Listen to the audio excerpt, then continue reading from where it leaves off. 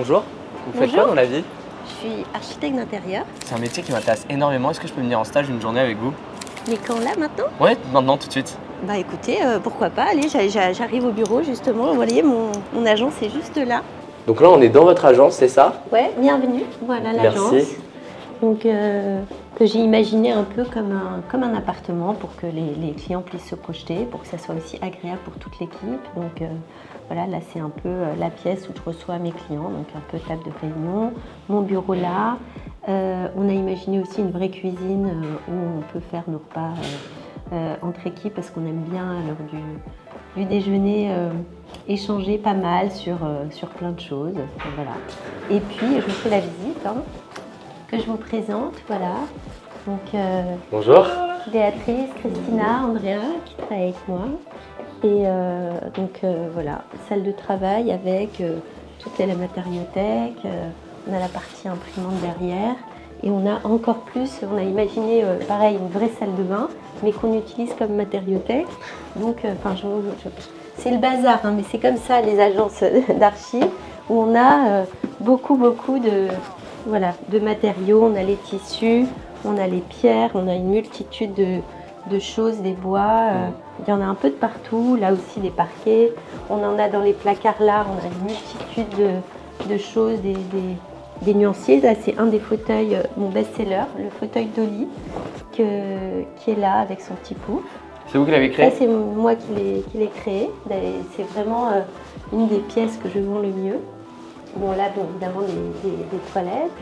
Et voilà, et on arrive, on revient dans la grande pièce où on fait nos réunions à la fois avec mes collaborateurs et mes clients.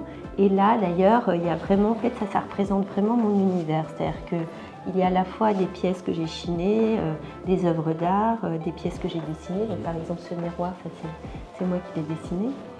Ça, c'est une table que j'ai chinée en vente, le bureau aussi. Enfin, voilà, il y a vraiment beaucoup de mélange des œuvres d'art, des céramiques, des objets, des choses que je chine pour moi, pour des clients, que j'achète, que je revends. Enfin, dès que j'ai des coups de cœur, voilà. Et en tout cas, c'est un peu mon univers. Il y a beaucoup de mélange. Il y a très inspiré par le design italien, mais à la fois aussi le design scandinave, le design brésilien, américain, les différentes époques, l'art africain.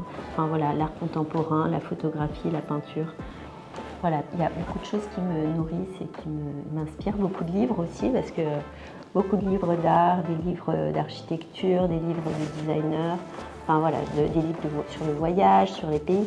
Donc, toutes mes inspirations. Vous avez fait quoi comme études? Bah alors, rien à voir. Je n'ai pas du tout fait des études d'architecture intérieure. Moi, j'ai fait l'ESSEC. Et j'ai eu un parcours assez atypique, on va dire, parce que j'ai travaillé pendant des années dans le cinéma, dans l'industrie du film et dans la distribution et le marketing de films. J'ai travaillé des années à Paris, puis je suis partie vivre à New York, où j'ai travaillé encore pour Miramax et les fameux frères Weinstein. Et ensuite, j'ai eu mes 2 enfants à New York et j'ai voulu me reconvertir. En fait, le métier n'était plus trop compatible avec ma vie de famille. Comment on arrive justement au métier d'architecte? En fait, j'ai eu un premier chantier qui était le nôtre. On a acheté une maison dans les Hamptons qu'il fallait complètement rénover. Et je me suis dit que ça m'amuserait, que j'ai toujours été attirée, toujours collectionné beaucoup d'art, beaucoup de design. J'ai toujours aimé ça. Et donc ça a été mon premier chantier pour moi. Et grâce à ça, d'ailleurs, j'ai eu des petits chantiers à New York à droite à gauche. Ça m'a plu, puis après on est parti vivre à Londres. J'ai continué à faire ça un peu en dilettante, on va dire, pendant mes années à Londres. Et en rentrant à Paris, j'ai vraiment décidé d'en faire mon métier de façon vraiment professionnelle. Et j'ai monté. Le déclic, c'était il y a presque 14 ans.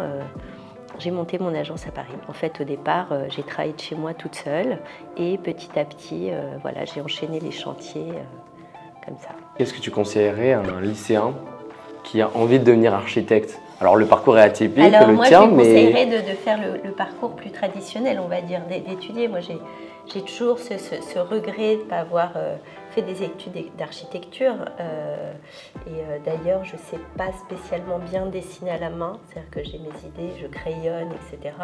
Et ensuite je fais exécuter, on va dire, mais voilà, j'ai un peu ce regret-là. Et puis c'est des études tellement intéressantes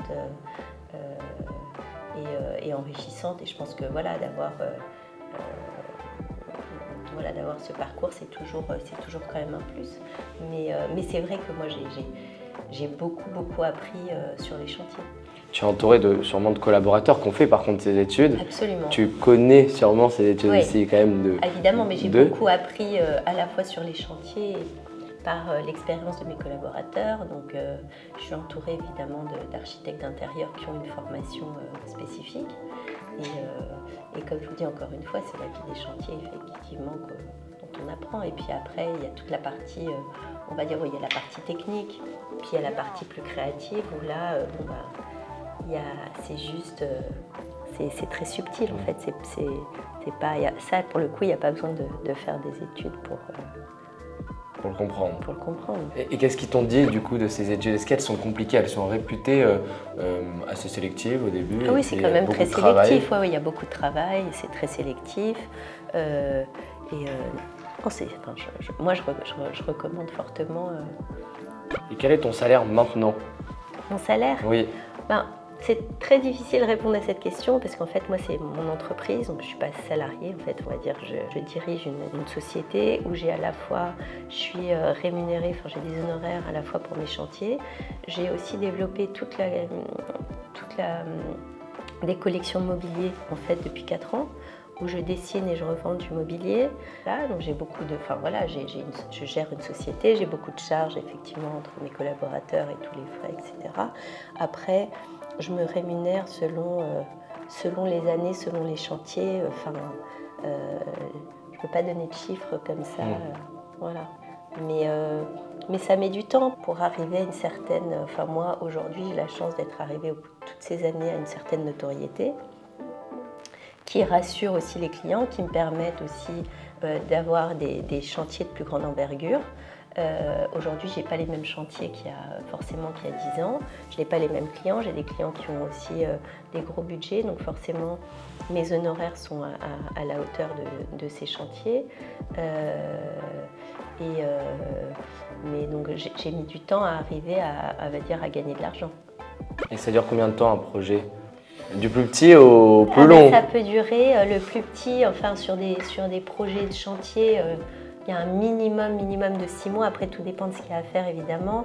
Il y a des chantiers qui peuvent durer plus de 3 ans. Là, je suis sur une maison de campagne, en fait, où le client a acheté un terrain, enfin une maison à la campagne, et on a décidé carrément de raser la maison et de tout reconstruire. Donc ça, c'est aussi nouveau pour moi parce que je ne suis pas architecte, hein, donc bien sûr on se fait aider d'un architecte pour tout ce qui est construction, structure, mais d'imaginer une nouvelle maison, un nouvel intérieur, partir de zéro, c'est-à-dire qu'on n'a aucune contrainte du coup, puisqu'on n'a pas, comme quand on fait une rénovation, un mur porteur, une contrainte d'espace, de choses. Donc là on part vraiment d'une page blanche et on peut vraiment imaginer une maison de zéro, quoi. Voilà. Et donc là, c'est pour le coup, c'est plus de 2 ans créative. Moi, je m'inspire beaucoup, je me nourris beaucoup de l'art, de la musique, du cinéma, en fait, de toute forme de mes voyages. Donc il y a une richesse. Et puis, ce que j'aime beaucoup dans ce métier, c'est surtout que, en fait, chaque projet est unique et que je me réinvente à chaque fois. Et que, en tout cas, moi, ce que je déteste faire, c'est répliquer la même chose. En fait, chaque chantier est différent, chaque projet est nouveau, chaque client aussi a ses propres souhaits. Donc, vraiment, ce que j'aime, c'est qu'à chaque fois, c'est une nouvelle page blanche. Bon, là, du coup, on va sur une réunion de chantier. Vous en avez chaque semaine, c'est bien ça? J'ai chaque semaine, en fait, sur chaque chantier, il y a des réunions hebdomadaires pour suivre l'avancement du chantier. Donc sont convoquées toutes les entreprises exécutantes, à savoir l'entreprise générale bien évidemment. Il y a souvent un pilote de chantier, en fait un chef de chantier, puis toutes les entreprises qui sont missionnées pour des travaux plus spécifiques, à savoir la marbrerie, la menuiserie, ça peut être aussi des peintres décorateurs, enfin voilà. toutes les entreprises en tout cas qui travaillent sur le projet.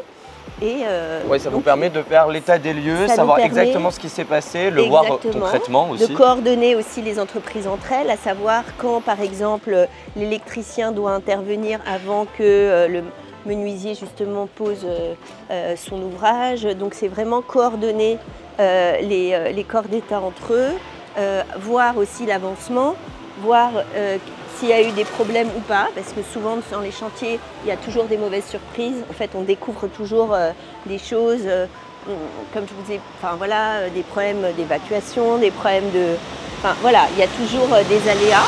Donc voilà, on fait une réunion pour un peu faire un état de tout ce qui s'est passé dans la semaine et pour transmettre évidemment aux clients un compte-rendu précis justement de l'avancée et donc avec des photos à l'appui et des choses voilà, qui restent à faire. Donc ça c'est notre vie des chantiers. Bon, Okay. on est sur votre chantier, c'est ça? Voilà, on est sur un chantier, donc on est dans le 7e. C'est un appartement qui fait à peu près une surface de 90 mètres carrés.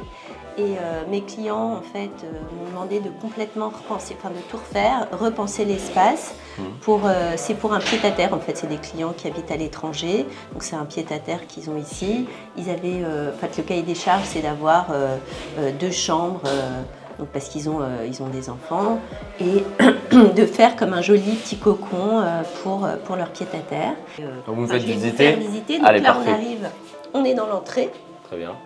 On est dans l'entrée, donc là, on s'est dit, bon, c'est une petite entrée. On avait envie d'avoir un côté un peu waouh quand on arrive, parce que c'est un petit appartement et on voulait que ça soit comme un petit bijou. Donc on s'est dit que ça serait sympa d'avoir une entrée un peu surprenante, on va dire. Donc ici, bon, on a la partie toilette invitée et puis local un peu technique, etc. Donc ça, je vous en parlerai peut-être un peu plus tard. Et puis donc là, on arrive, on va dire, dans l'espace de réception. On a un assez grand espace où à l'époque il y avait en fait un bloc ici cuisine qui faisait vraiment un peu verru dans l'espace réception, qui était en plus tout noir, etc. On trouvait ça un peu austère.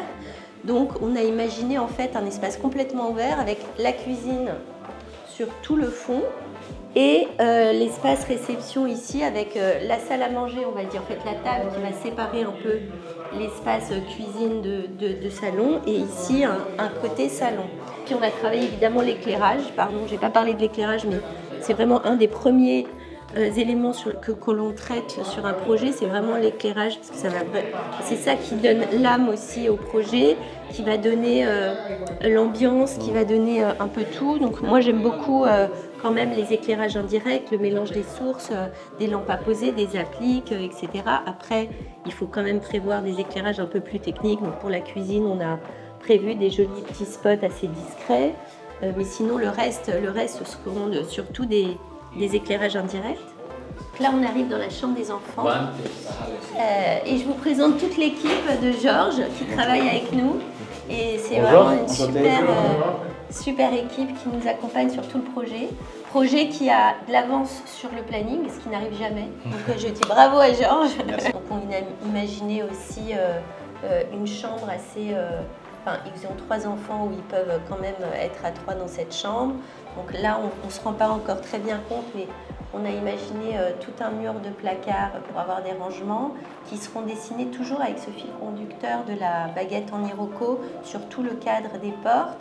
Et ensuite, on aura ici, si vous voulez regarder, on aura une porte cachée qui mène à la salle de bain. Donc en fait, tout ce mur-là sera esthétiquement assez uniforme avec ça. Donc là, c'est l'espace des parents, L'espace des parents, voilà, l'espace des parents.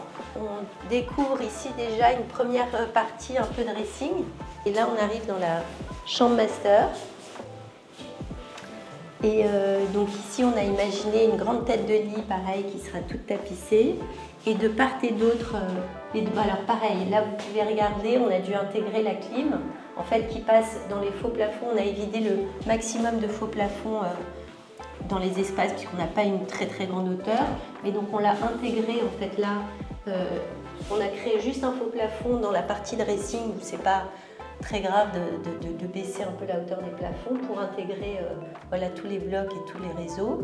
Et là, en fait, on a dessiné de part et d'autre de la chambre les grandes bibliothèques où évidemment ça, ce sera caché dans les meubles hauts. Et on a dessiné aussi des bibliothèques avec toute cette même ligne directrice d'iroko, de bois, etc. Après, on rentre dans la salle de bain. Alors là, pour le coup, c'est pas encore... Ça a l'air pas avancé, mais c'est quand même assez avancé. Il manque juste la pose de la pierre. Donc nous, là, dans cette phase, on est en train de finaliser le choix de tous les mobiliers. On a chiné déjà beaucoup de choses. Et tout, évidemment, le choix des tissus pour les rideaux, pour les têtes de lit, etc. Donc on est vraiment dans les dernières semaines du chantier. Parfait, merci beaucoup. Merci pour ce tour. Merci beaucoup à Sandra de nous avoir fait découvrir son métier. Et si vous avez des questions sur le métier d'architecte d'intérieur, n'hésitez pas à les poser sur Extra Student, le réseau social des lycéens et des étudiants.